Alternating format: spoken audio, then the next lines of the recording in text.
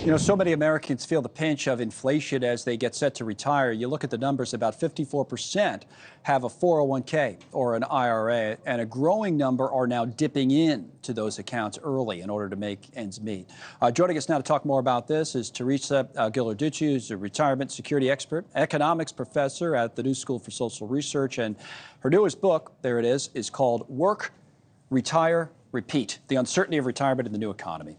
All right. Thank you, Teresa, for being here. I want to put up a headline from our own website, newsnationnow.com. We were talking about this on our show yesterday, and the headline from NewsNation reads, "Americans Struggling to Afford Retirement." It was our correspondent, Elizabeth Pran, who had reported on this on the show yesterday, about the struggles. Many retirement-age Americans either don't have enough money saved or they're using their accounts like an ATM, withdrawing funds earlier than planned. In fact, this is someone named Sherry Evans Buford who spoke to Elizabeth, what she had to say in her own life. Watch.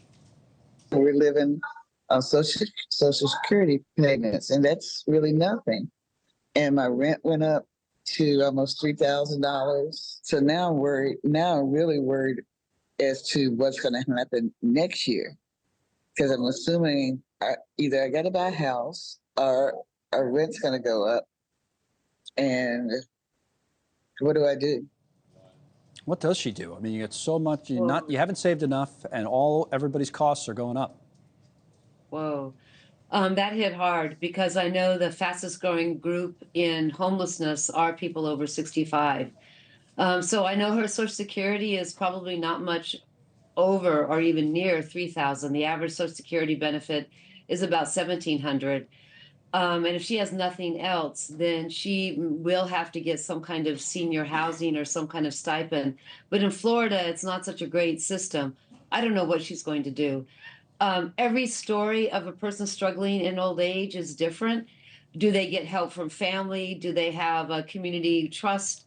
But it is a story of not having a dignified retirement with your Social Security and a little bit more, from your workplace. That really has been disappearing over the past 40 years because we changed our system so drastically over the last 40 years. So here, we are reaping what we sowed 40 years ago when we cut Social Security back and really cut back on traditional pensions. So you're saying this is a long-term problem that's been building up forever, which is why we've been doing stories about it forever. I'm wondering how you think, though, it's changed in the last few years, or in particular the last 4 years post-pandemic. I'll put up an Axios headline on that from the other day. You only live once, how the pandemic helped to fuel early retirements. Is there anything to that? Have you seen a change in this dynamic post-pandemic? Yeah, I think that quote came from me because Felix Salmon interviewed me. Yeah, we found that in the past, well, the real crisis started as baby boomers were getting older, but the financial crisis of 2008 really wiped out a lot of savings of people in their mid-50s. They never caught up. The last 4 years, we had people planning on retiring at 64, 65. That's what everybody says they should do.